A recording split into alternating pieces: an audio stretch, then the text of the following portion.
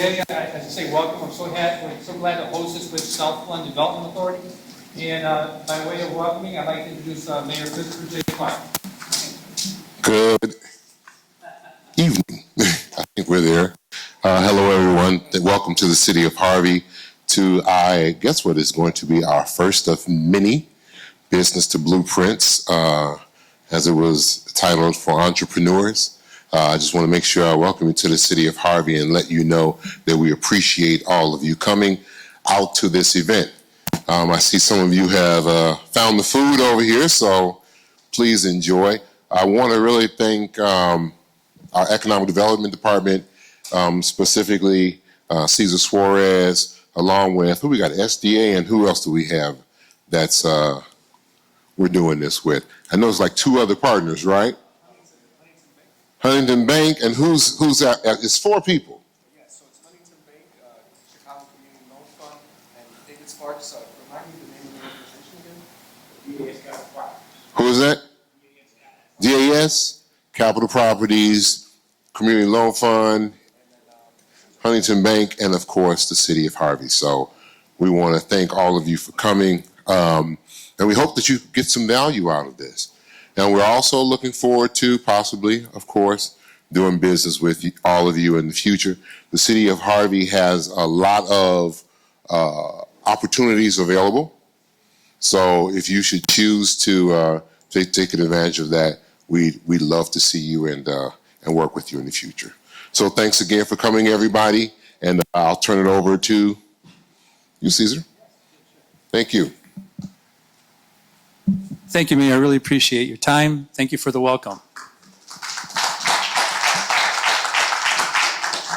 So, man, did you wanted to take it on next and describe the sequence, and or anybody else to share?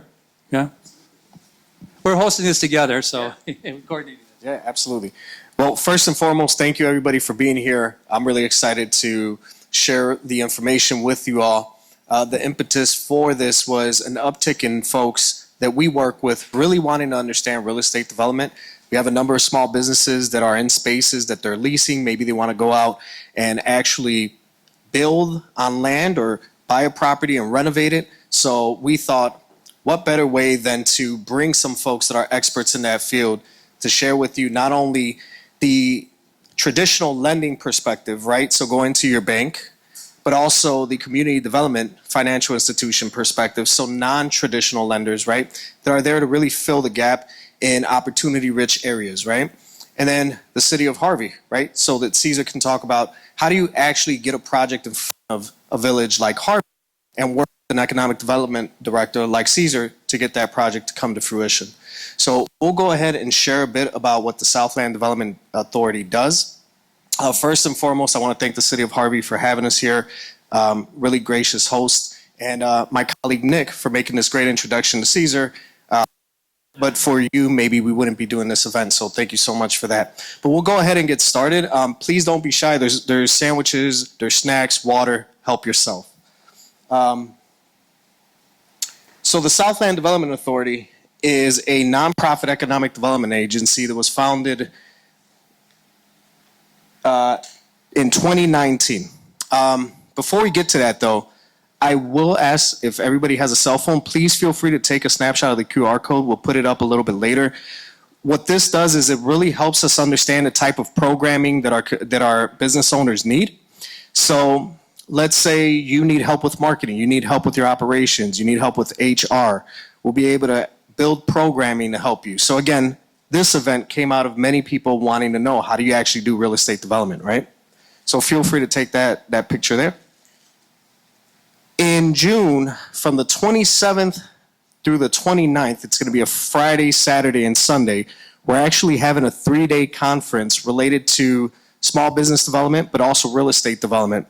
And we're going to have a number of investors there, decision makers, business leaders, essentially the who's who of investment and real estate development that you want to be in the same room with. We're going to have our headlining keynote speaker, Damon John, the founder of FUBU and also ABC Shark Tank star, who's going to be giving some awesome remarks. The Friday is going to be more of a awards dinner and luncheon The Saturday is going to be our day where you'll get to hear from phenomenal speakers. And then Sunday is going to be a deep work day where you'll actually be able to attend workshops and network with a bunch of folks that are like-minded. So feel free to take that QR code. If you need more information, please see us. So back to the Southland Development Authority's founding. So we were founded in 2019 to be a hub of resources, right, that could be disseminated throughout the Southland region.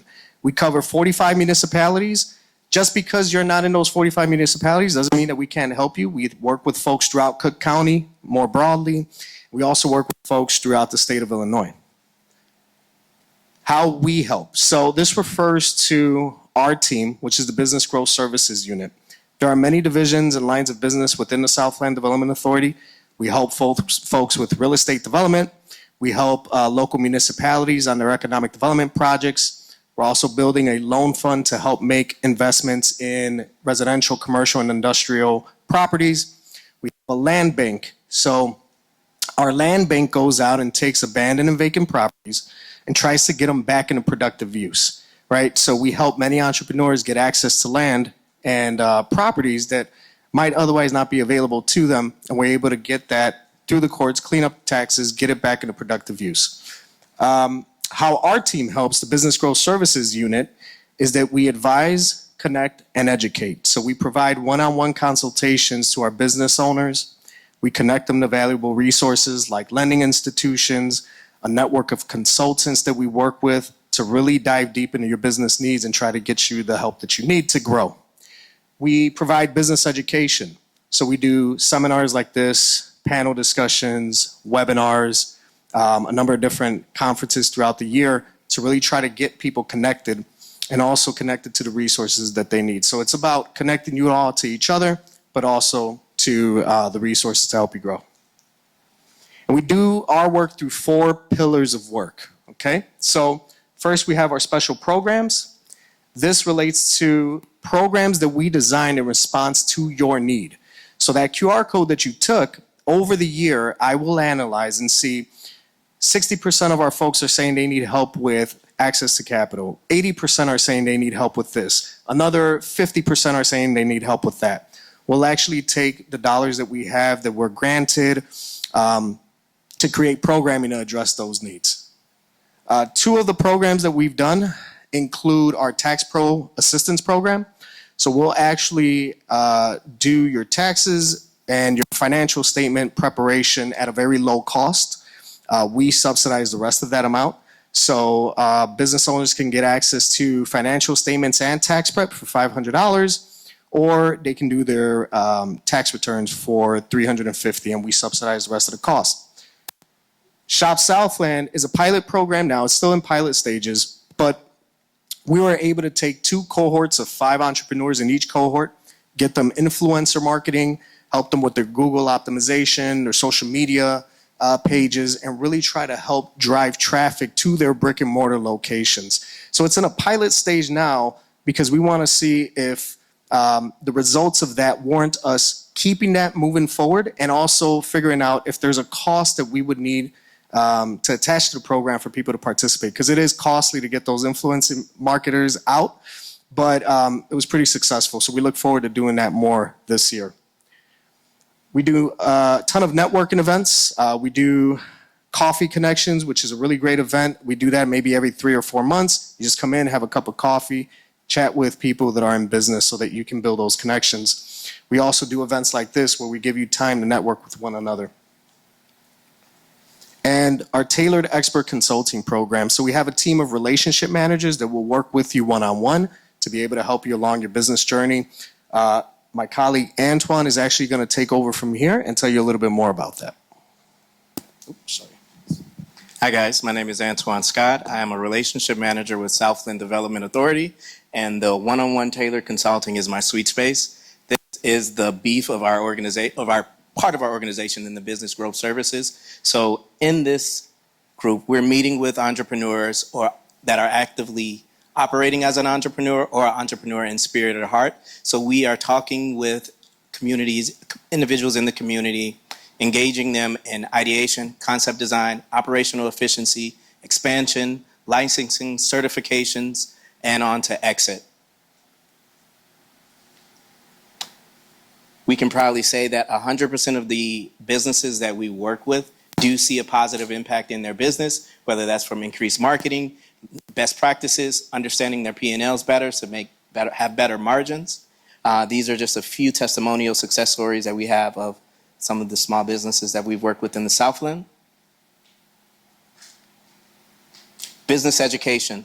This is something that we have ongoing monthly. This comes in the form of webinars or actually in-person events. We're covering certain things like we have a series called CFO, Think Like a CFO. So in that series, you're meeting with a consultant and other business owners, thinking through your numbers, we're getting like a CFO, run your business like a successful CFO, and then also the unleashing entrepreneurial leadership. As an entrepreneur, you do find yourself in leadership positions, whether you're managing consultants, managing employees, or just managing the day-to-day life of working a business. Government contracting. This is a relatively new part of our program, the APEX program, where similar to our business growth services, you do meet one-on-one with a consultant, and they're talking you through small business certifications, bid matching, mentor proteges, contract and administration, just to name a few services. Metals Hub. I'm going to pass this back over to Andy.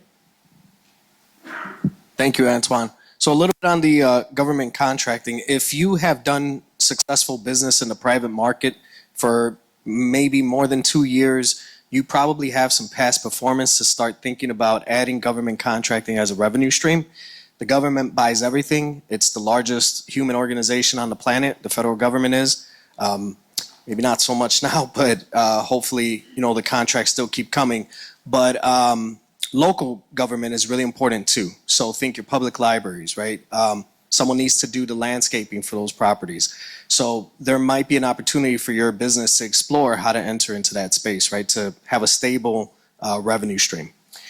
The Metals Hub works side by side with the APEX program in that we work with a consortium of metals manufacturers throughout the Southland region to really team up for impact, meaning that they may be able to respond by themselves to a request for qualification so that they can do that work for an original equipment manufacturer or government buyer, or they can team up with each other to respond to the needs of that buyer. We also work with businesses that can support the metals manufacturers, right? They need other services too. So it's always important for us to stay in contact with businesses because we never know which business is going to need each other. And we facilitated many conversations to be able to get folks to work with each other. And that is actually it for us. I'll go ahead and bring Antoine back up. Antoine's really going to be the MC tonight and helping folks learn more about the guests that we have today. So feel free to take a snapshot of that. Feel free to take a snapshot of this. And then our speakers, if you have a presentation, we'll help you get it set up here, okay?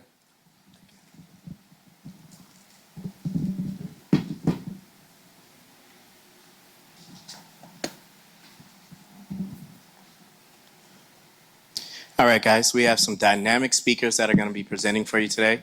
We have 4 individuals that bring,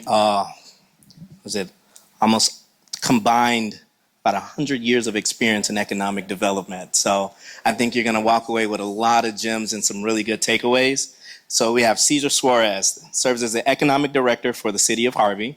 He's worked in this field of economic development for 25 years. He's played key roles in the progress of multiple communities across 3 states. He's an avid reader and has a heart for community and those in need. We have Maurice Williams. Maurice has over 30 years in economic development. He's played key roles in closing multi-million-dollar and multi-million square foot commercial and retail deals, including Amazon fulfillment centers, Walmart superstores, and Planet Fitness, to name a few. Maurice is an astute business manager, specializes in syndicated financing. David Sparks, a real estate developer with a mission to rebuild the working class communities. He's a co-founder of DAS Home Restoration. They serve as general contractors for unique projects. He's a graduate of HF, Home with Flossmoor. He's served in the Air Force. And David is also an avid reader and a martial artist. Greg Leitz, relationship manager for Huntington Bank. bringing over 16 years in the commercial and retail space. He serves on the board of ALSEP Industrial Association. Oops. Sorry. Calumet Area Industrial Commission, and Choose DuPage. Guys, if I can just have you come up to the stage. Round of applause. That's so much fun.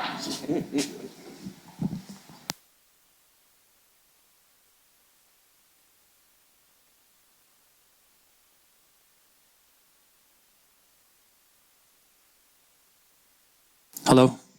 Good evening, everybody. I'm glad you're here. I'm excited about talk about a topic I always get excited about. And oops, did I hit the right button?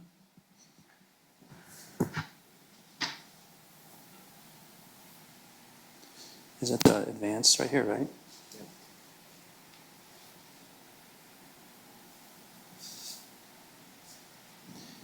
Did you have to hit what do you call that?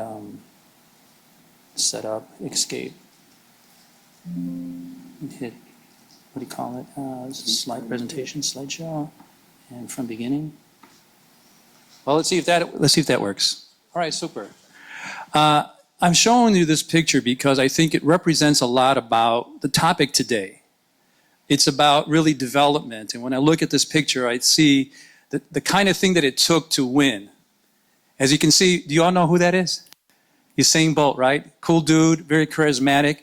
So the London Olympics of 2012, they broke a world record, 36.84 seconds. They astounded broke the record and were successful. But in that effort, it took 4 people. It's the 4x100 meters race. And it took a lot of team to make that happen, a lot of work, precision, and also passing that baton from one to another. And I wanted to say with you, much of what we're going to be talking about, it really is involved putting together a good team. So my presentation is moving your project forward.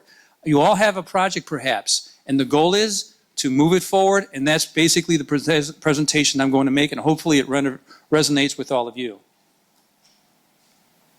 So I talk about doing it the right way, and that is, as you can see, is having the right team, the right project, the right location, and the right approvals, which is where I'm going to talk a lot mostly, and also the right improvements. Again, you're looking to build something, right? You have a property in mind. How do you go about it? This is a way of moving your project forward.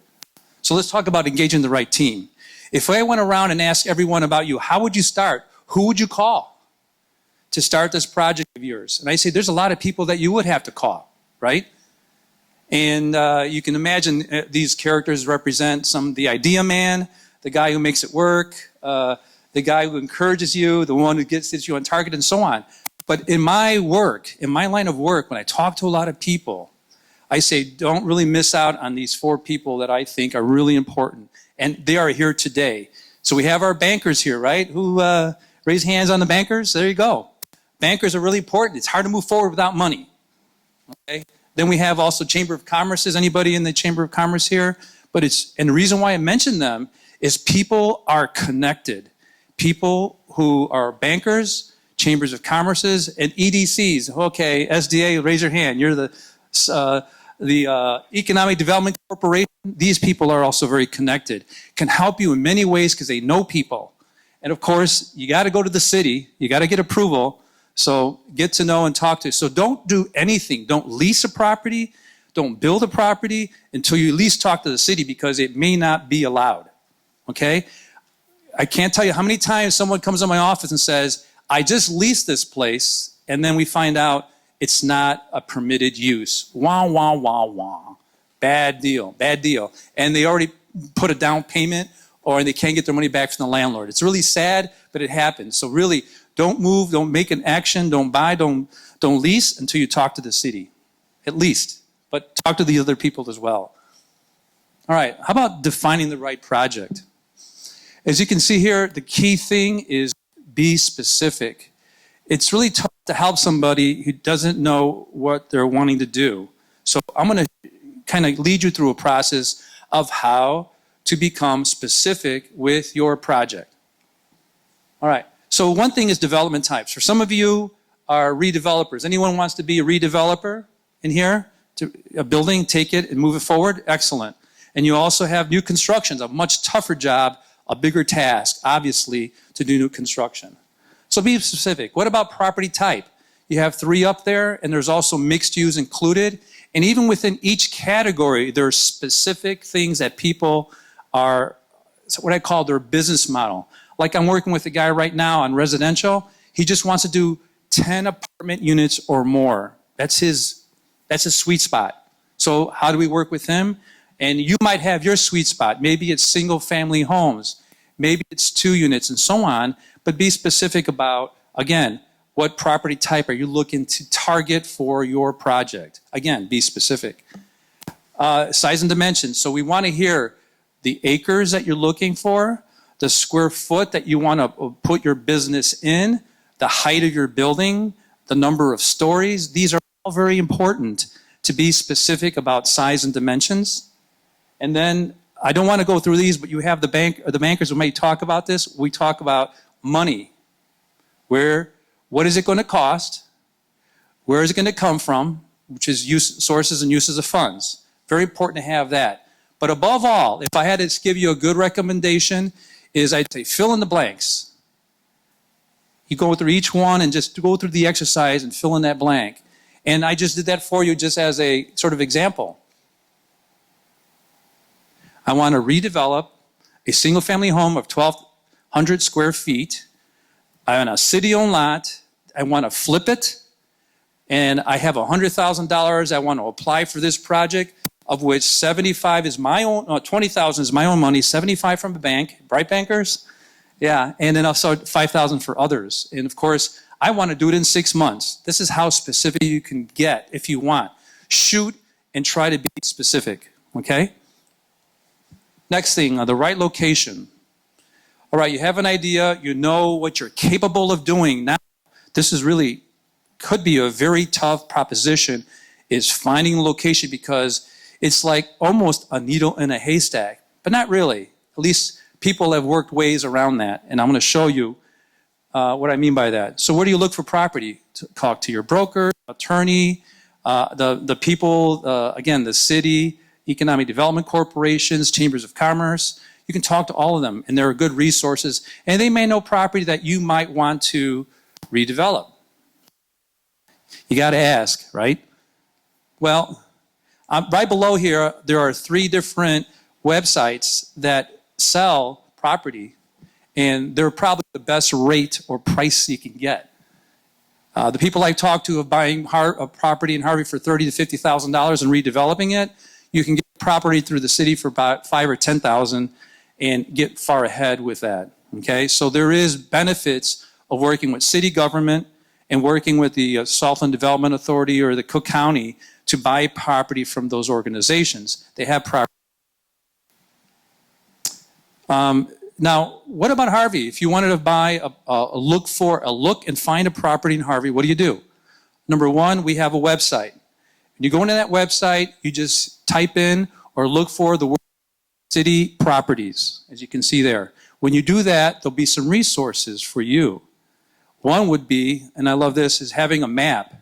And in this map, you can see red and blue pins. And you can click on it, and up comes a description, a picture of the project, property, and so forth. And it gets you, you don't even have to drive. I mean, you just use this map and follow along and actually make it a game out of it and find your property. We also, if you're into lists, we have 2 lists there, and you can go and navigate by address and list it and find, hey, maybe you know where your, let's say a relative lives, you want a house right next door. You can look up the address and find it like that. And then also what we have a process, a 7-step process. Everything's online, go to it, and hopefully you can find a project to redevelop it. But finding it is one part of it, but this other point is really important. It's called controlling your property. And I'm not getting into the details, but what I've seen people do is they focus on one property and do all kinds of homework and later find out, guess what? Somebody else already took it, has it, it's been sold, it's been leased. So don't do too much homework until you know you can lock it in. And the way you do that is through these instruments, letter of intent, option agreements, redevelopment agreements, and so on. That's how you then, they call that an option to purchase, an option to lease, and so on. It means you're actually putting in writing your intent. And when you do that, we will give you, 3 months, 6 months, somebody's gonna say, we'll give you this much to do your due diligence, to figure everything out. And then when you go all your homework, you say, I wanna buy it, you don't have to worry about someone else coming in and grabbing that property, okay? So it's really important about not only finding it, but also you need to find ways of controlling it so that it doesn't slip away from your hands. All right, now this is where the city gets in there really big time, getting the approvals, all right? You can see there's a lot of those pillars there, a lot of work involved.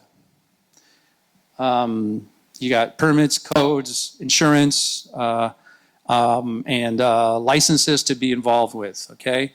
So there's basically 2 steps, one dealing with land and one dealing with building. I won't deal much with the building, but I'm gonna focus more on, and this is where it gets, I don't know if I can say more complicated, but not many people are familiar with zoning. And this is where people get tripped up.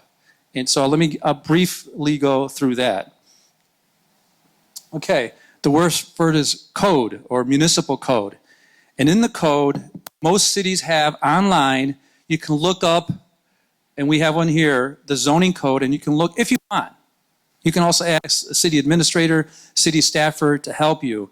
But that code is very important because it tells you the following thing, which I'm going to show you, is the table, the ever magical table. And this tells you this use is listed in our Harvey code, and it is going to say a P, an S, or an N, permitted, not permitted, or special use. All right, so let me give you a little quiz here. Can I build a duplex in a residential 1 zoned district? No, that's what this table tells you. Can I put a 4-plex in an R2 zone? Or no. Can I do it in an RM, which is multiple residential? The answer, it's permitted. All right? Now that's a little bit of a green light. Go forward. The table tells you that you can do certain things, but it also tells you you can't do others. Like, can you put a gasoline sales anywhere in the city? According to this, only in the transit-oriented development. Oh, I'm sorry, that's a no. And actually, it seems like it'd be a no across the board, kind of. All right? So that is challenging. Now, another thing I want to say about code, it's been done, I don't know, maybe 1982 is when we did this code. And so it's old, and so new things come up, and we have to revise, adjust, amend it, and we do, but it takes a long time. So if you don't see your business type up there, you can ask for certain things, and I'll get into that next. So then there's the map I forgot to mention. We talked about the code, what's allowed, and then you can see the maps, R2 zone, a medical institution, highway commercial, heavy manufacturing, light manufacturing, and so forth. And so the map helps you, if you want to be at a specific spot, there's where the code is. And so you go and match up the code with the table, and now you got yourself moving along pretty well. So now here's the process. The first thing you do, wherever you're leasing or buying, looking to develop and exploring, the first thing is suggested in each city is getting a zoning clearance. And that whole process we just went through, that's what I find out. I go through and I give that individual, that developer, that party who wants to buy some property, and what I do is basically say, I give a zoning certificate and say, you are allowed to build that duplex in an R2 zone. It just gives you permission. It's formal, it's certified, and that's good. But let's just say that it's not. And now, by the way, it takes about 3 to 7 days, depending how busy I am. Maybe not that long. But anyway, if not, something could take 60 to 90 days is trying to work your way around the zoning code. And that is this whole process of special use permits, text amendments, and I'm not going to go into all that detail, but I'm just saying this is more involved and more engaged. You have to go to public hearings. You got to go and get recommendations by staff, the Planning and Zoning Commission, as well as the City Council to make it final. And so we do have a lot of special use permits. If you're an auto-related business, it's going to go a special use permit right away. And so that's just the nature of working with businesses and making sure that all things are prepared and set right with the code.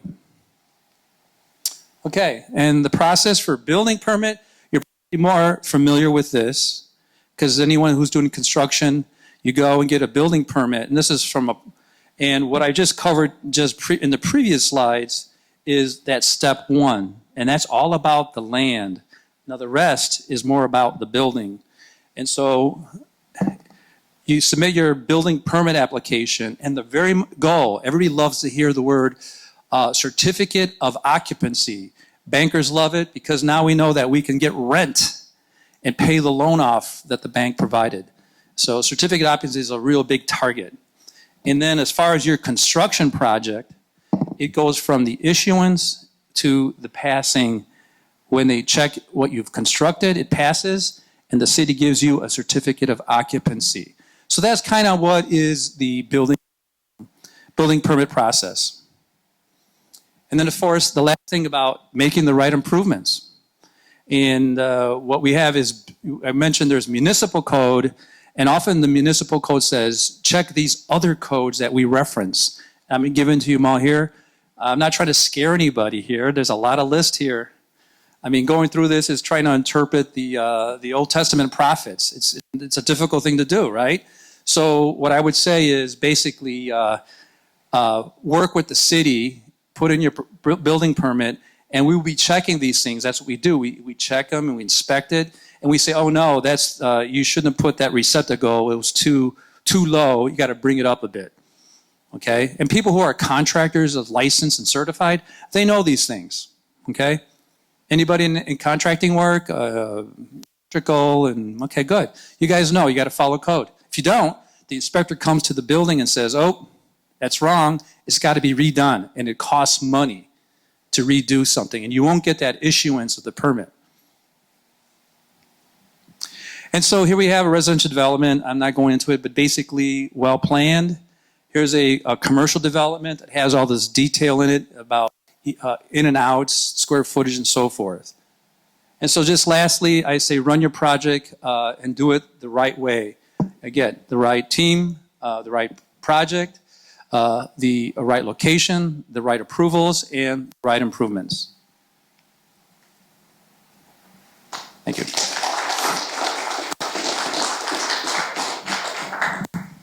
Thank you, Caesar. Let's give Caesar another round of applause, please. One thing I did forget to mention is that we will have time for question and answer at the end of this service. So if you do have some questions, please jot them in your phone, write them down. We will have some time to address those. Next up, we have Greg Lease from Huntington Bank. Yeah, thank you. I think I got it. It's tough to follow Caesar and Manny, right? You guys are good speakers, so I'll try to do my best. One, I would say kudos, coming out here. I mean, just learning about all the different resources that are available. Southland Development Authority is a fantastic one, not only in what we're doing here with the real estate, but also in just helping grow your business and plan your business, and we've partnered with them on many things. We're actually just at an event today, and one of the things we discussed is the people that come out are usually the ones that need the least amount of help. It's the guys that are not coming out that are trying to figure out how to get by and learn things. So that's, thank you. I mean, good for you for coming out. So when we're looking at like commercial real estate, there's two kinds, right? There's probably going to be residential, and there's going to be commercial, right? Commercial development. Now, I don't know if we got a sense of like, are most people interested in like commercial type planning or residential type planning, like multifamily or house flipping, right? I mean, that's where we're going to make our money. They're underwritten differently, right? So it's kind of hard to put together, explain everything in, one, like one puzzle, right? They're going to be different puzzles. I think the next thing I would say is, are you going to do ground up, or are you going to look at, refurbishing a building? And I can tell you from a banker, and this is from a bank standpoint, not having to do it myself, buying an existing property and refurbishing it is going to be much easier than a ground up construction project, right? Because you already got the property there. Now you're just looking at probably codes, right? As opposed to, if you have to like dig a hole in the ground and there's just a lot more uncertainty, building prices, how are tariffs going to affect the cost of plastics or woods or nails? So I would say that. So I'm with Huntington, right? We're more conventional banking, right? And then what I would do, oftentimes, is look at is evaluate it, right? Is this something that's going to fit our world? It's something that would fit a Huntington world, or just any conventional bank, Huntington, Chase, PNC, Bank of America, all these, more conventional banks, right? We typically are looking for, somebody that's had some experience, been in business for a while, and so then that's when I partner, gratefully, right, with someone like Maurice, right, where we would then reach out to you if it was something, right, that we couldn't do in our space. An advantage of working with us is, right, our pricing's probably a little bit more competitive. That's probably going to be the main thing, is probably going to be around pricing. If we're looking, right, so I don't know, is there any questions on that at all? Anything? Dealer? No, that's good. So what I would, if we're doing construction, and correct me if I'm wrong, right? But so, what we're going to look at from a bank standpoint is going to depend on how much money, you're looking for, and to what extent.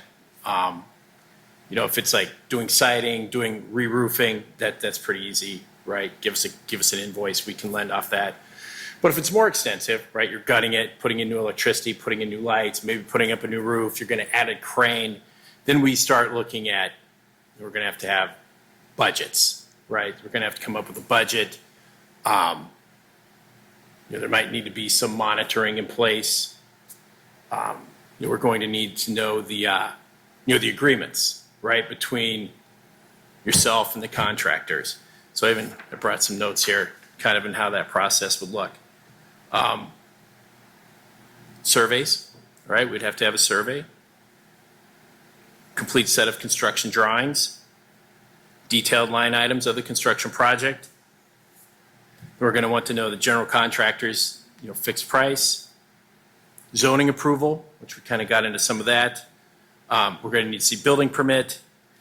Something else is environmental, right? Like make sure that, depending on what was there before, was it a laundry, like dry cleaners? They used a lot of chemicals, and not now, but 70s, 80s, 60s, and so you might, unbeknownst, have an environmental issue, right? So it's always good to get a hold of one of those up front. Here's a real life story. Had a client that bought a building, and they thought they were getting a steal on this building, and bought it with cash, and then came to the bank and they wanted to do the build out. And no problem, this looks great, his financials were good, but we have to do an environmental. And it was, what was ever there, people were just basically dumping barrels of things into the ground. And now that's his responsibility, unfortunately, because he owns it, not the people that actually created the issue. The second thing that can happen is, if there's a gas station or different companies that maybe had chemicals and things in the ground. And again, this stuff would have happened a long time ago, but if we're buying older buildings in established communities or older communities like anywhere in Chicagoland or a Harvey, there could have been a tube or a underground tank that leaked. And then if that comes over to your property, right, the bank's going to want to know about it. The person that created the leak in that case should be responsible for it, but nonetheless, you want to be aware of it up front and then try to get that remediated prior to, right, you actually owning that piece of property, so it doesn't become your responsibility.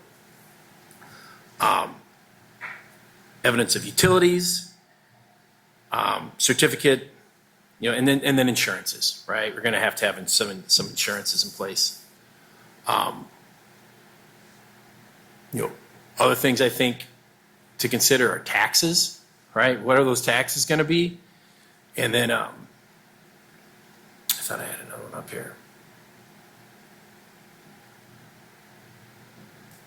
Yeah, I think those are environmental taxes are going to be a big one, and then again get permitting from the city. I'll give one more example, right?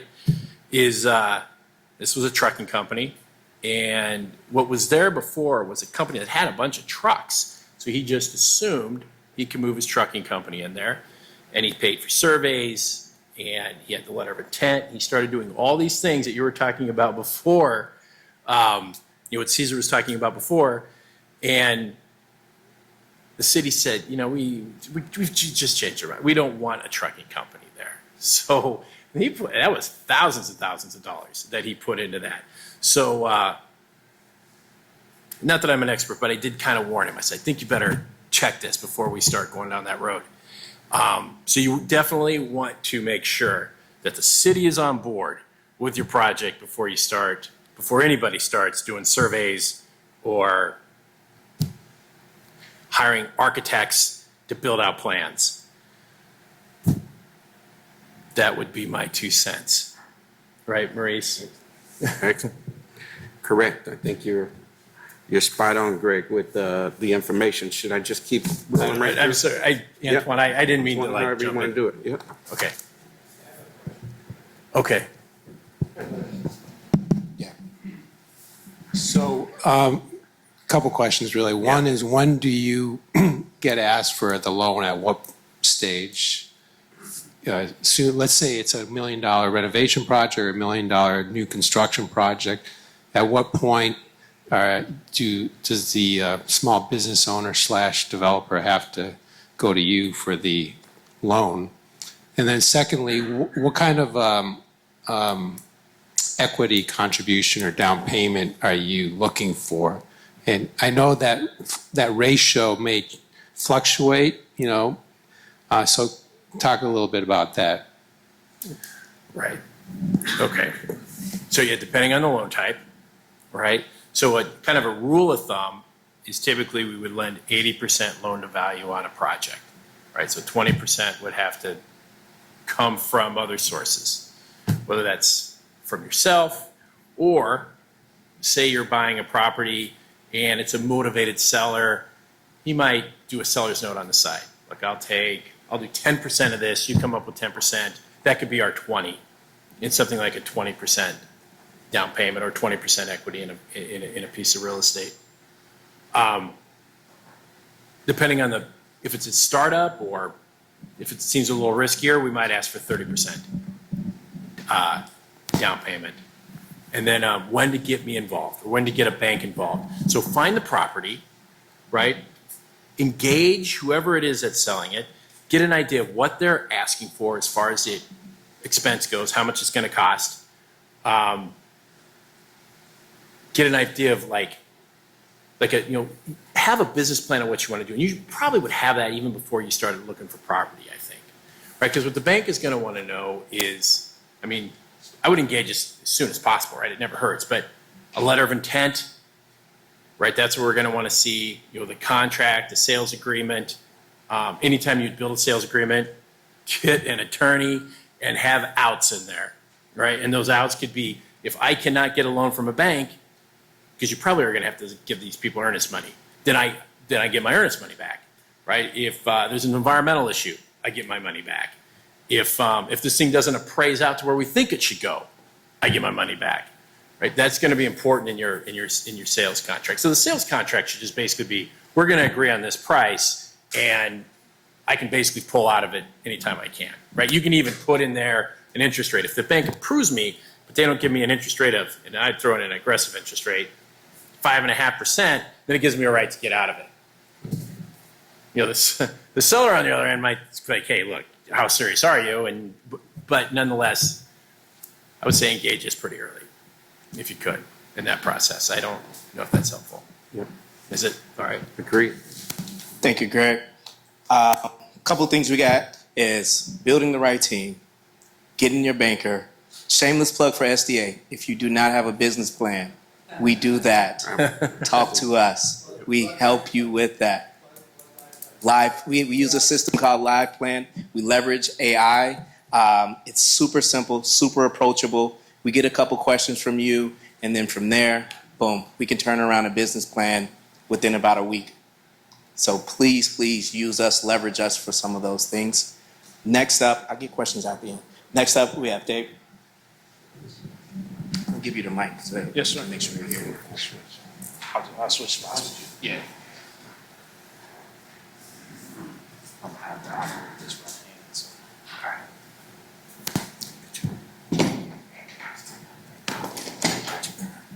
All right, good evening, everybody. Again, I'm David Sparks, general contractor, developer, local area.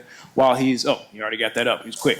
All right, quick poll. How many people here have done a flip or any type of real estate project, own real estate, anything like that? Got it, okay, a lot of folks, okay. So what I wanna do is I wanna kind of, a lot of what I'm going to talk about, I'm going to piggyback kind of off of what these gentlemen have already discussed here and kind of go into a little bit of a deeper dive into some aspects of the development process. So to start with, so we have a lot of people already that have done properties before, so that's good. So to kind of piggyback off of what Caesar talked about, first thing is we want to talk about finding deals, right? So I'm gonna give you guys the keys to the kingdom here. So this is actually a database that I built over time. I didn't build the database. I kind of internally constructed it to the needs of what we do, just to be clear on that. But here is one of the lists that I follow. This is just a list of different sites that you guys can go and find deals. So of course, we got the SDA here, Southland Development Authority, South Suburban Land Bank Authority, where they have properties. But then I'm sure you guys have also heard of Cook County Land Bank Authority, right? So that's another organization that does the same thing as South Suburban does. We have other spots like, for example, the Cook County Sheriff auctions. We have different Facebook groups that have properties for sale. We've got Department of Insurance, Hubzu, Hudson and Marshall. These are auction websites. LoopNet, Exome, and then some of these are essentially MLS open market websites. But really what I want to showcase for you guys here in bringing this up is, you know, to start with, you want to have a list or a database that you have that you can manage. You know, it doesn't have to be something like this. It can just be, you know, a notebook. It can be an Excel sheet, anything that keeps yourself organized so that you have a process for which you can go. When I first started out, my routine was every morning I'd get up and run this list and check. I still do that from time to time, but now after time you build up, you know, relationships and whatnot, and something that the deals start coming to you, and you don't have to do as much of the legwork, but it's still always good to have this as a foundation. So that's one thing. So finding deals and opportunities. One thing to mention with a lot of these sites, a lot of these different places, is that some places you have to buy cash. So like if you go to an auction downtown, sometimes even auction.com, the sheriff sales, et cetera, these properties, you have to have cash. So you have to keep that in mind. Other sources, you can come with, you can, you know, engage your lender, your bank, to start off to acquire a property.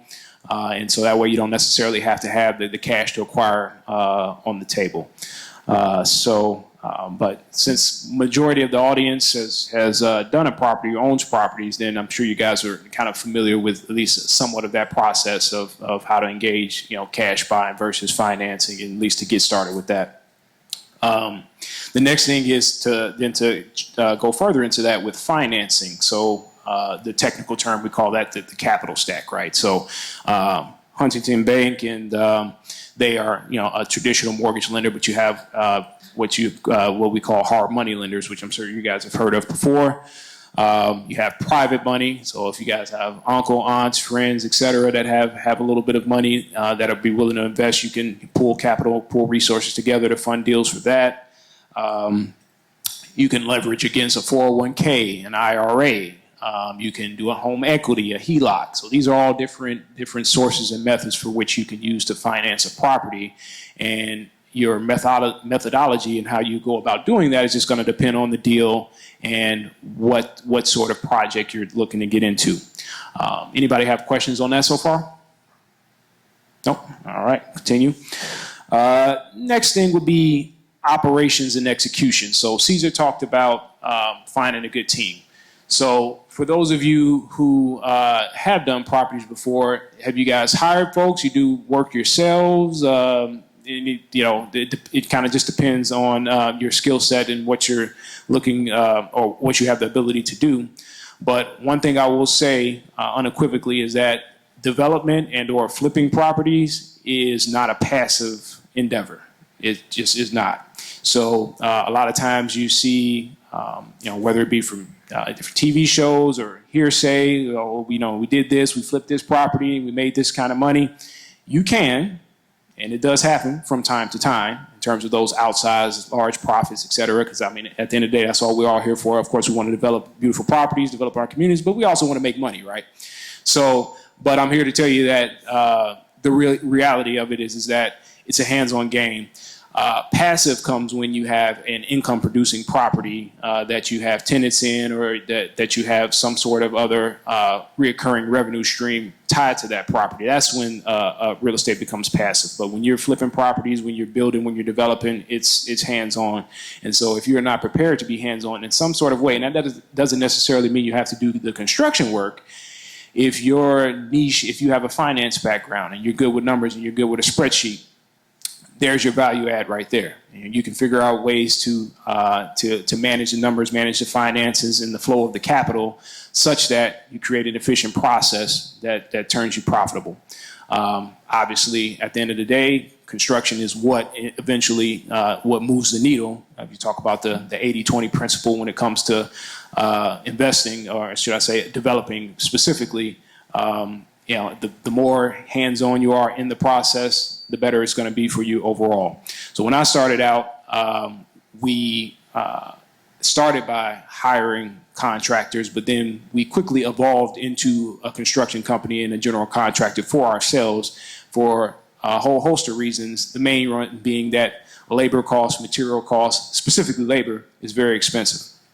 And good labor, if you're doing a project, you want it to be done right, you have to pay folks. And you have to pay them a good wage, and cheaper is not always better, right? So if you get involved in a project, and it might be enticing, nothing against the folks at Home Depot, but if you pick up somebody at Home Depot, you're going to get what you're going to get. So you want to get reputable folks, licensed folks, people that are good, people that have a strong track record, that are also truthful, honorable, so that the last thing you want is disputes, lien waivers over work not completed. People do work, don't show up. All those things are very important, and that's again why you want to be very hands-on in development projects when you're doing those sorts of heavy construction projects.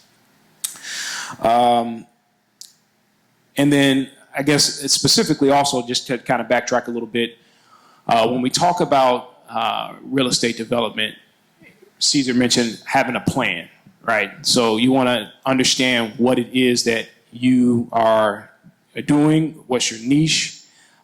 There's a lot of opportunity out here. And if you chase every opportunity, everything that looks good isn't always good, right? So you really want to have a narrow focus as to what type of properties, what type of deals you're looking for, and really laser in on that. And that's how you get good. And that's how you eventually, over time, are able to create a process that eventually gives you a profitable return.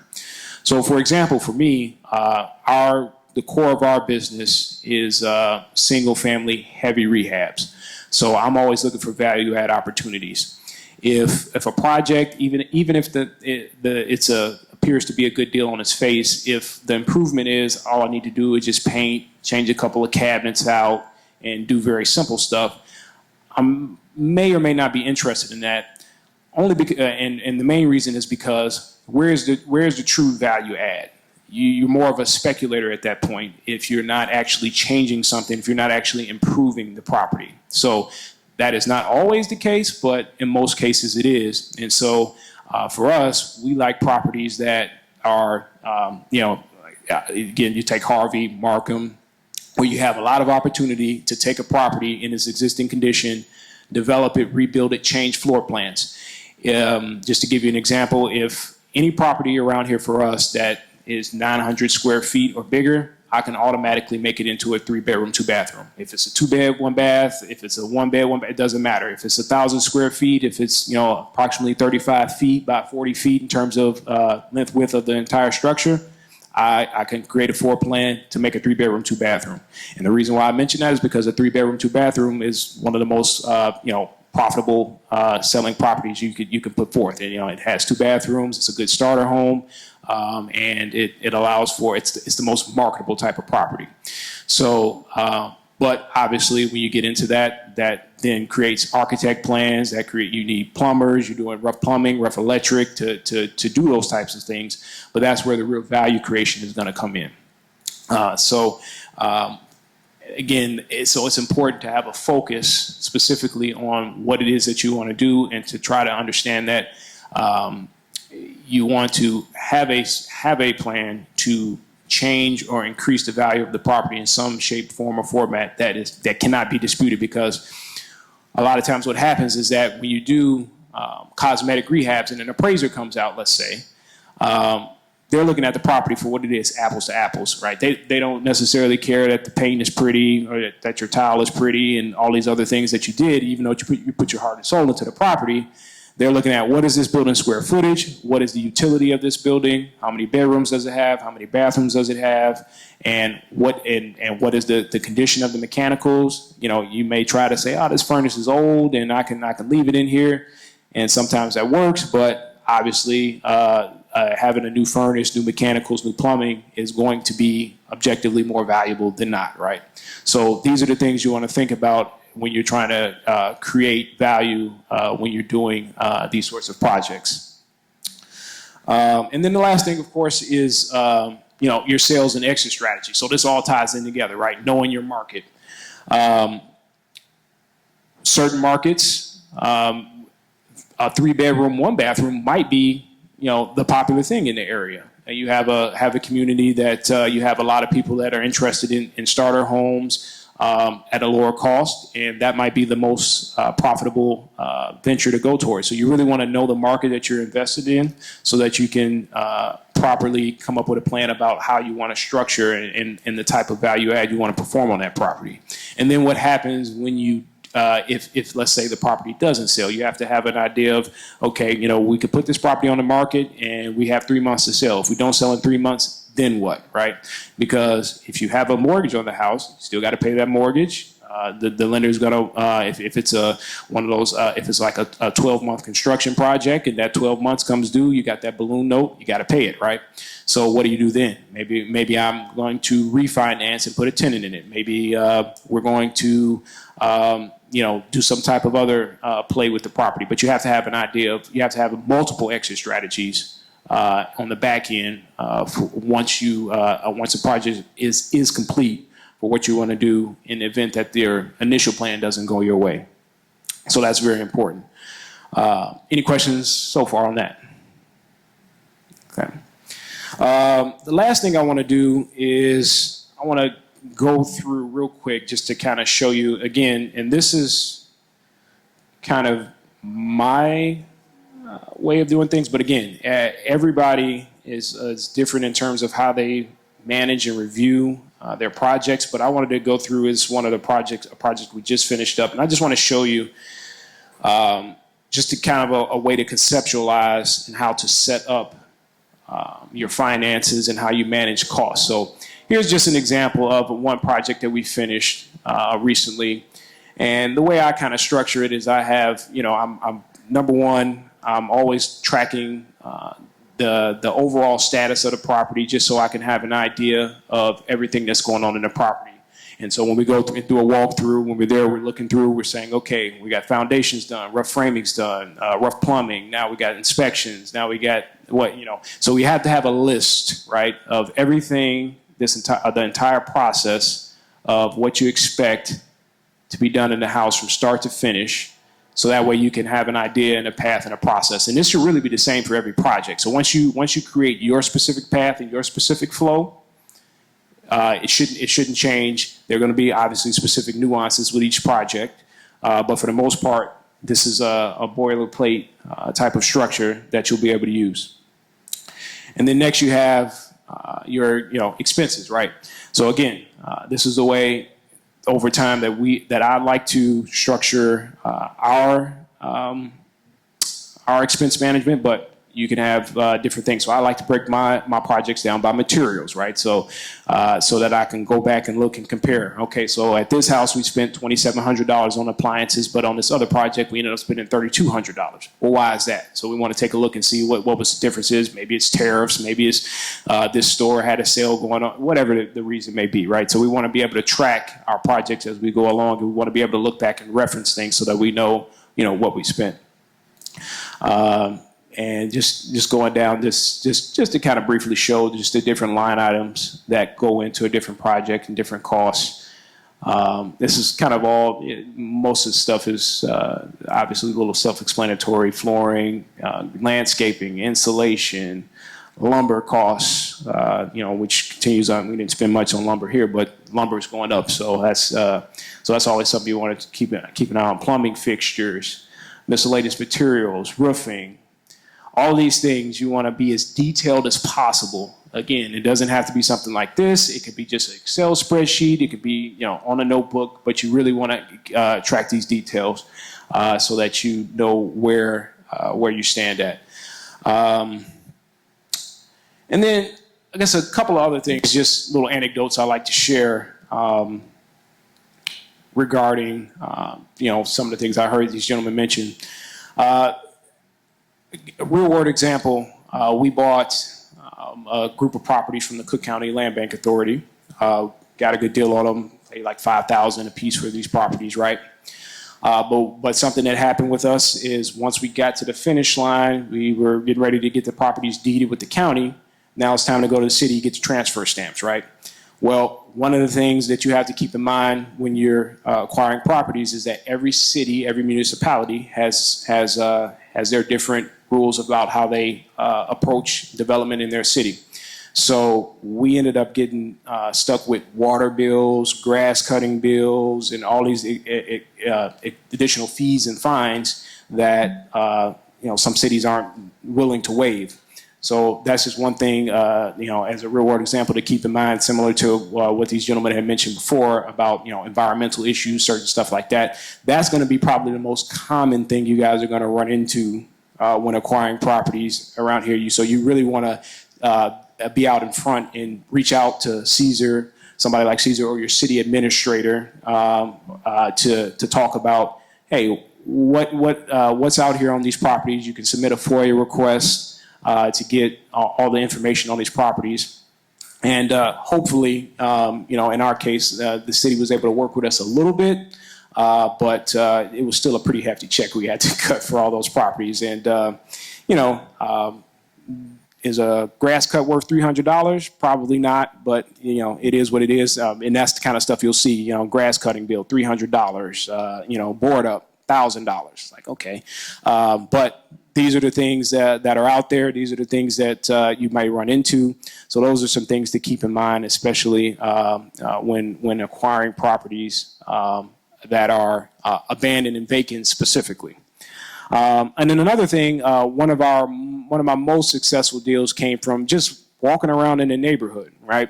So, you walk around, you see a property that you're interested in, take the address down. You can go on Cook County tax portal, you can look it up, see who's on title to the property, do a quick search and find out, maybe what their phone number is, what their address is. Sometimes it's listed on the county's website. You can go door knock and say, hey, I see you got this property, it's sitting here vacant. Would you like to sell it? And so sometimes those type of opportunities are pretty good, but then again, you still have to be mindful and you have to do your due diligence of, what's on the back end, because if a property is left vacant, there's typically a reason, right? Or there's typically other strings attached behind it. And most of the time it's taxes. but then you have other municipal fines and liens, and the good folks of the Cook County Land Bank, South Suburban Land Bank, SDA, that they'll take care of the taxes, but it's some of the other stuff on the back end that you'll have to be aware of. So I think that's pretty much all I have for my presentation, unless anybody had any questions for me at all. Cool. We do have one question. Perfect. I'm going to give you the mic if that's okay. Thank you. Thanks for your presentation, David. I had a question for you. You broke down your budget for your project, but since you own the construction company, are you also tracking your labor cost? Yes. So we have, I track basically the way we do. Oh, here we go. Thank you.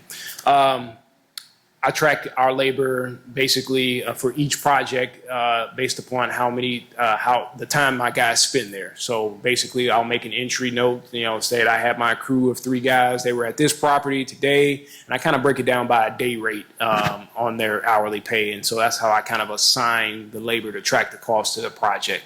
And so, of course, if we have multiple projects going on, maybe one day the crew will be over here and I'll note that. And then, the next day we'll be over here and I'll note that in each individual project as we go forward with it. Thank you. Okay, so what I'm hearing, have a plan, build your team, build relationships with your banker, be in contact with your municipality, be hands-on and ready to create value, leverage technology, not only to see what's out there, but also to keep account of your finances, and then also organize your project management. Maurice, I'm excited to hear what you have to add. Yes, sir. Yep. Everyone can hear me, I'm hoping. I am super excited. As I sat here and listened, the first thing came to mind is that I am grateful to be here, that Manny gave me a call and say, hey, Maurice, why don't you come and be a part of something exciting with the Blueprints for Business? I did not expect to see all of you here so diverse, so engaged, and so ready to take in all of this information that we've heard today. So I'm gonna bring us home. You best believe. First of all, I brought some goodies. Everybody needs a CCLF wiper. Wipe off your cell phone, your iPad, your computer, your glasses, whatever. I hope I brought enough of these. They're on the table over here. Also, everyone needs a CCLF light up pen, right? You never know if you need to unlock the lock at night or whatever, write something down. So I got to get rid of these things. No, I'm just kidding. I bring these everywhere I go to speak so that you know we want you to keep us in mind as you do what you do. As a lender in the community development space for over 30 years in the development game, similar to some of my brothers that you heard today, I am super excited about sharing CCLF's legacy and past with you. For over 30 years, we've been a not-for-profit lender in the Chicagoland region. What does that mean? As a CDFI, Community Development Financing Institute, we fill the gaps of financing that's necessary for folks like you who are doing the work in the bedrocks of our communities. I met a young brother over here earlier, I met a young brother over here, a young sister over here, who are doing it in communities on a regular basis. CDFIs are here to help you along each level of your development processes as you grow into the industry and do what you want to do. What do I mean by that? We lend to real estate development projects as collateral in 4 areas or 4 sectors. Affordable housing development. So if you're doing 1 to 4 unit developments, if you're doing 20+ unit developments, we will lend you capital to get your project started, your pre-development capital, the real hard to find upfront money that you need to acquire a project. And even before you close on it, during your due diligence period, you may need funds to fund and pay for an environmental study, to pay for a market analysis, to pay a brother like David to come in and help you put together your budget and your numbers and put together the whole technical assistance part that you saw on the screen that he showed to help you figure out how your numbers are really going to work, check and balance, et cetera, et cetera. To pay your environmental specialist or your plumber to give you the bid before you even purchase the property. We offer pre-development loans for that. And we are one of the best and largest pre-development lenders in the Chicagoland area. So we do affordable housing developments. We do commercial retail developments, single-use tenants. We fund everything from Chick-fil-A restaurants to Burger King, McDonald's to a variety of single tenants. But we also fund developers who are renovating and or building new construction strip malls, right? So if that's what you're graduating into, we can assist you with that on the commercial side. We do a host of mixed-use properties as well. CCLF has financed everything from Whole Foods grocery stores in Inglewood and Chatham, and we've done a lot of things in Pullman. The whole Pullman Park development, we finance a lot of things there. We also finance facilities, community rec facilities, libraries, community centers, municipal centers that are adjunct to a municipal facility. We do those as well. And then we do social enterprises like food co-ops and other mixed-use properties. So we cover the gambit in our lending that we do at CCLF. A typical loan for us is anywhere from $500,000 to $500,000 to $5 million on one project. That's the range of loans that we cover at CCLF. If you need to borrow less than $500,000, typically we work with a number of our lending partners who provide what we call micro loans. So if you need a loan to start your small business, or if you're moving from one property to try to do 3 properties and you just need to borrow a couple $100,000, then we may refer you to Archer Capital Development or Chicago Neighborhood Initiatives or to Summer Corps or a variety of other lenders that we deal with. So we act as a one-stop shop for any of your real estate needs, but depending on how sophisticated you are, and if you're moving from one project to 2, 2 to 3, 3 to 4, we're able to assist you in many different ways. The other aspect of CCLF that we offer, once you become a customer, we have an entire technical assistance suite that'll help you with all of your development needs. We offer hands-on project readiness workshops similar to this with developers who come in at every stage, and we teach them a lot of the things that David just went over and Caesar just went over, the actual nuts and bolts of development from A to B, A to Z. We offer these workshops and trainings on a monthly, quarterly, and annual basis, and you can get certified in certain things. You don't have to have a full certification. You can jump into a course, take one every other month at your leisure as well, so that you increase your capacities. When it comes down to making sure you get what you need, a typical way that a CDFI operates is once you put your capital stack together and you find out you need an additional $500,000 or $1 million up to $5 million to start and complete your project, that's when you bring the whole deal to my desk and I do a pre-underwriting and help you figure out the best way for CCLF to assist you. If you already own the property, then we use your property as collateral for the loan. And then depending on what you need to borrow, if your property collateral value is not enough, then if you're for-profit, you have to personally guarantee the debt that you're borrowing from CCLF. If you are a not-for-profit borrower, there is no personal guarantee, then your collateral is with the property only. We can get into all of the underwriting aspects of any deal either after this session or going forward. So any developers who are looking to do affordable housing, commercial, triple net, tenant, or mixed use facilities, if you're doing a rec center, if you're converting a building, maybe an old YMCA into housing, or if you're doing conversion of a elementary school, CPS school into housing or to mixed use, you can come to us for those types of loans. Or if you're doing mixed use with commercial on the first floor, apartments up top, we do those types of loans. Or if you're doing social enterprises as well, we do a variety of those. If you are converting a building into a co-op grocery store or artist loft building, if you're doing a residence for artists on the top floors and then the artist space on the first floors, we kind of specialize in that kind of lending as well.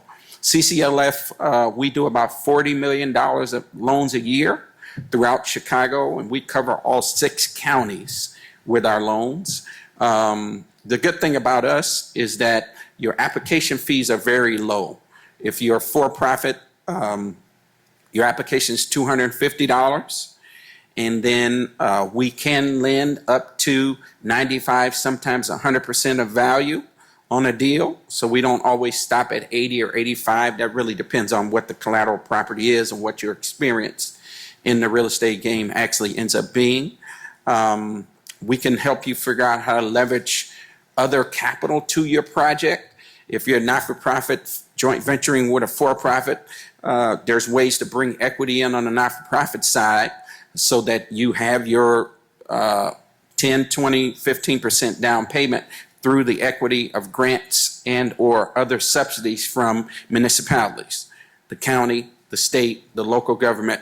You can leverage all that money in through your not-for-profit, still get it in your capital stack. And then your joint venture for-profit partner can put in the hard equity to make the deal work. The other aspect, since we are a lender in the space, we do sometimes offer equity into your deal as well if we have a allocation of New Markets tax credits. Because we are also a CDE, Community Development Entity, who can leverage New Market tax credits into deals. Those deals typically have to be a total development cost north of $10 million in order to make the economics work in that range.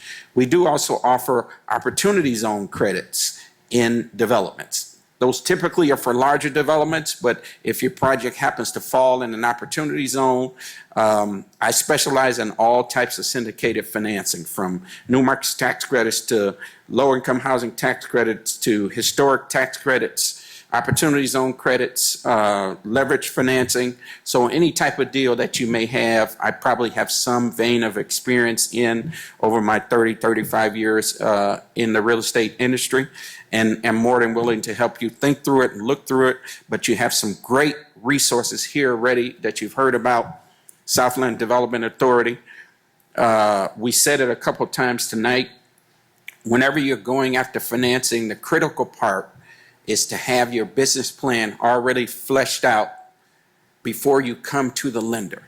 Because one of the litmus tests that we are going to look for is that, one, you have a full comprehensive plan that you have written out and digested and own yourself before you come to us for financing. So you can show us, here's the capital stack of sources and uses for the project itself, but here's also the 10-year operating pro forma that you've already spread out financially, so you know what the project is going to look like and perform over the next coming 10-year history or future, right? So that's all in your business plan already before you come to me and ask, okay, we got a $3 million project. I've raised the equity through my partnership. I'm putting in my own equity, the 5 or 10% that I need. And then, Maurice, we need an extra $1 million to close the gap on the project. So then we can move forward and get to construction, or move forward and go to the second step on the project development. So we're here to help with all of the aspects of your deal from a lender's perspective. And then, of course, we also do the financing. We do some of the equity investments through the vehicles that I just talked about, and we do a host of technical assistance that kind of wraps around your opportunities. So I'm glad to be here today to share this information with you. Use me as a resource. I have business cards as well, besides some of these other tchotchkes that we brought. Now you got another friend, another support you can lean on. My cell phone number is on the business card that I'll give out. So you got another friend in your development circles that you can lean on with at least 30, 35 years of history in the game, which might complement your success in the industry. So I'm glad to be here, and I'm more glad that you're here. Thank you, guys. Thank you, thank you, thank you. So now this is the time that I know you all have been waiting for. Questions. I know we have one over here. You good? Got one here. I had a question about the roads because I know the roads are very horrible. How do we implement that in the cost of our construction, or can we? About the actual roads, the Yeah. actual transportation facilities. Maybe you want to start? Because it's an area that I was interested in, and the whole roads are just horrible. It's sinking in and everything like that. So how can I put that in the cost of my construction of my project? I see. Well, I think the first thing I have to say is that when you deal with roads, you got to find out what jurisdiction is it. It could be the state's road or the city's road or a county road. That's one. And depending on that, that's the organization you have to go through. And then what they're going to probably tell you then is you need a civil engineer to really lay that out to improve it. Well, if you're going to put a new one in, for certainly design, but then if there's an improvement, you can probably work through that organization to see who's responsible to really renovate the road if needed. And, you know, sometimes cities say, well, that's part of your development plan, you need to include that. And even though most costs you try to associate are on-site, you got to be careful. It hasn't been mentioned here, but there's off-site cost of running that water line, sewer line, road. All those things have to be under consideration. We talked about perhaps existing property, but when that property is far distant from existing infrastructure, you bet you're going to have a plan for that. And I wouldn't say expect the city to pay for it. It really depends on the fiscal and economic impact of that project, of whether the city would really come forward with any funds. Yep, my comments are going to be similar. Typically, roads come into play when you have a larger footprint project, something that's over 10 acres plus, where it must be situated in a planned development, planned unit development, PUD, PLA, we call them as well. So that's when you're planning on all of the aspects of the development, not just the vertical construction that happens within the 10 acres, for example.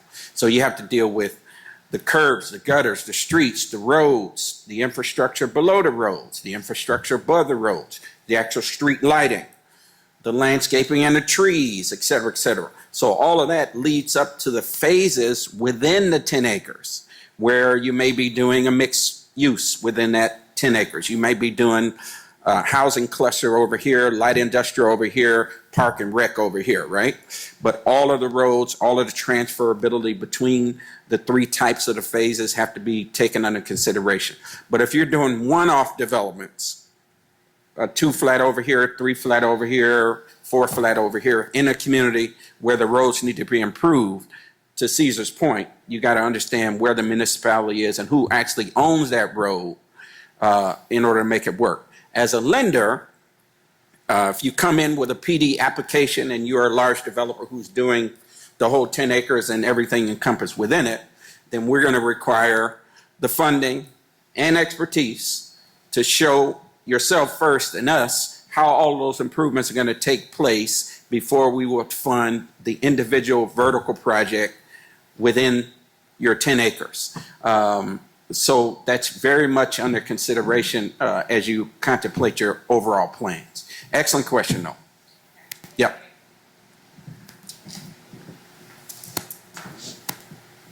Thank you. I appreciate the information that you guys shared. Can you give more information about a scenario where a person would qualify for 100% loan to value? Yes. Yeah. Yep. So every now and then, again, not-for-profit lenders, CDFIs, we have more flexibility than a traditional bank like Huntington Chase, et cetera, et cetera. Sometimes we can create pots of funds within CCLF that are flexible to the point where if we blend grant dollars from Chase corporate side with loan dollars from another source of Chase or another bank and blend all those together, we don't necessarily need to have a full 100% return on those monies until they expire. Sometimes those fund pots come together and we put them together probably twice a year within CCLF, where we can do a 100% loan to value, where as long as you bring other in-kind equity to the table and show us that you've been working on a project for 6 months, for example, and you purchased a property yourself with your own money from your 401k or cash from your family contributors or however you got the property under control, and then you actually went out and did a market analysis with your own money or maybe an environmental study, et cetera, et cetera. All of that is considered equity up front, right, that you've already put into the project. So we wouldn't require you to do that again when you came to us for your financing for your construction and or to take the project to the next level. So it really depends on the circumstance around the actual asset that you need to borrow against and when we have certain pots of funds kind of circulating throughout CCLF. And that's a case-by-case basis. Typically, our loan to values range anywhere from 80 to 90, 95% loan to value. So you're looking at as low as 5% or close to zero on most of our deals. Hopefully that's helpful, sir. No, very helpful. Thank you. Thank you. There's one more in the back. If the young lady right behind you, yep, there we go. Hello, everyone. Okay, so I have a couple questions for a couple people up there. Number one, for Mr. Suarez, could you explain how TIF districts play a part in the projects that we spoke of? Because I know that Harvey has 7 TIF districts, so I want to know how does that financing and funding play a part in this? Number two, I'm not sure if the representative from Huntington Bank is still here, but I wanted to know if there was some sort of incentivize or some type of program to go with Huntington Bank for the traditional financing outside of the CDFI that's here, because Huntington Bank doesn't have a branch in Harvey. So I guess, is there some type of specialized program or funding for real estate projects in Harvey and the surrounding areas? I guess I was trying to figure out if that was something that was in place since he was here tonight. And then thirdly, for Mr. Williams, I know CCLF, I'm familiar with you guys with the projects that you do in Woodlawn and so others. So just to confirm that you all do financing outside of the city of Chicago, and so does that spread to the Southland and the entire state of Illinois, or how does that work as far as real estate projects are concerned? Absolutely. Thank you. Yep. Well, let me take on the first one. Everybody familiar with TIFs? Anyone? Well, Nick worked for a company that did a lot of TIFs. Anyway, I think the broader question is really when someone wants to develop a particular property, and I mentioned going to the city, and what the city should do, and I do, is saying this is not only in a zoning district, but it's in a TIF district, it's in an enterprise zone, it's in a special service area, it's in an opportunity zone, it's a new market tax. There's all these different zones. I call them broadly economic development zones. And each of them are unique, have thresholds, have different benefits, can give a project to pay upfront or when it's completed. So some are reduction in fees, permit fees, like enterprise zones may be. Some are, there's so many different ways in which the price of your project can be reduced. So TIF is just one of those tools, those economic development tools. There's so many that can be applied. And I guess the common thing is when you talk to the city, ask, what economic development programs or districts are available for my project. Now, having said that, when you really do a single family home, there's not a lot there. But as we talk about larger projects who have great impacts, fiscal impacts, property tax, sales tax, you can get very creative to reduce the overall cost of the project.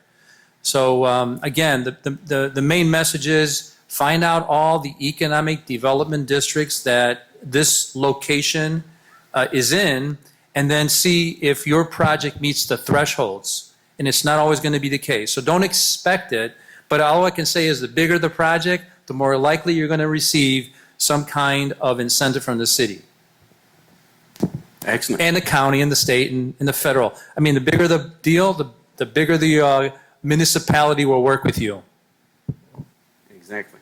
And so one of the things I would encourage you to is what Brother David said earlier.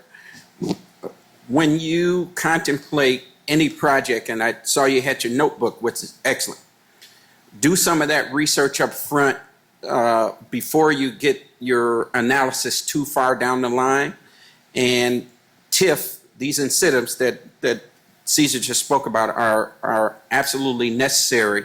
The larger your project, the more layered incentives you want to have. And TIF districts are public information, so you can look those up anywhere. And it can be critical for, equity funding coming back into your project that then you can leverage for debt from a lender like us. CCLF, we cover all 6 counties, including Cook County. So we go all around south suburbs. We want to do more lending and work in the south suburban region, so it's one of our main focus areas. But the majority of our loans are in the city of Chicago on the south and west sides of the city. That's been our migration history, but we only do loans in Chicagoland in those 6 areas. There's a lot of CDFIs who are multi-state CDFIs. We chose not to be multi-state. We wanted to be hyper-local and do more in the 6-county region around Cook County and go deeper with our loans as opposed to wider, because we felt that makes better fabrics and makes, over the long run, communities are stronger when you build stronger fabrics. So any project, real estate project in the 6 counties around Cook County can qualify for CCL funds, but the project itself has to be in a low to moderate income community exclusively. Yes. I'm sorry. Could you name the 6 counties? Yep, if I remember right. So it's Cook County, Lake, McHenry, DuPage, Will, and there's Kane. There, look at my man right here, Kane, right. There we go. We got him. Yeah, and you can always hit our website. Everything's described there, but those are the 6 counties that we lend in. Yep, and we have nice maps to show you on dots where all of the projects we've assisted. Yep. Excellent question. Add one valuable resource like you talked about. With TIF districts being a public knowledge, Yep. a great resource for like local knowledge on incentives is South Suburban Mayors and Managers Association. Yep. So if you just Google SSMMA, that's the acronym, like incentive map, they have a great interactive map. You can go find where all the TIF districts are, enterprise zones, opportunity zones, et cetera. Excellent resource. Yep, I've worked with SSMMA for years, and they also have another group called CSEDC, and there's a bunch of resource providers here where you guys seem to be savvy enough you can pick up on these things and use them for take you to the next level. Perfect. Any other questions out there? Thank you. This question is for Mr. Caesar. Are there any current or future plans for major development in the city of Harvey? For what kind of development? Future plans or current plans for future big box development to attract businesses to Harvey? What reason I'm asking is because as a developer, I'm looking to see what the future may hold, as we all are. And I can speak for myself, not everyone else, but I'm a local kid. I graduated '94 from Thornton High School. So I would love to see the city come back. I've seen it at a rise when the mall was here and all of that, to the downfall, so to speak, got a little bit worse. But I like to see the city come back, and I like to be a part of that. So if there is something going on, could you speak on it? Yeah, I appreciate the question because I've been asked, and I've asked this, to developers, I said, if you're going to be competing with 2 different cities, what city would you select and locate your property? And the person came to me and said, I need to see 2 things from a city. I need to see a vision that the city has, And we have one down known as a comprehensive plan that recently was supported by the city and approved by the city council. So we're excited about that. And the second thing is I need to see urgency.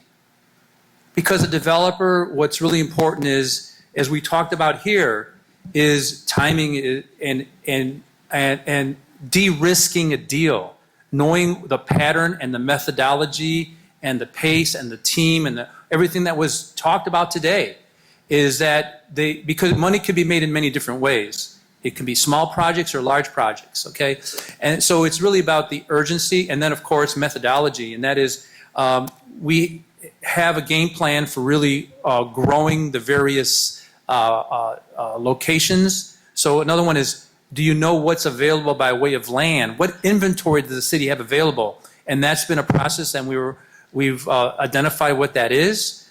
The zoning shows where the industrial properties are at. And then available land and basically available land and buildings is another thing. And it's also on our website too, to really put those up there. And by having what we know is available, the raw material of land and building, coupled with vision and urgency, I think that's what's going to grow the city.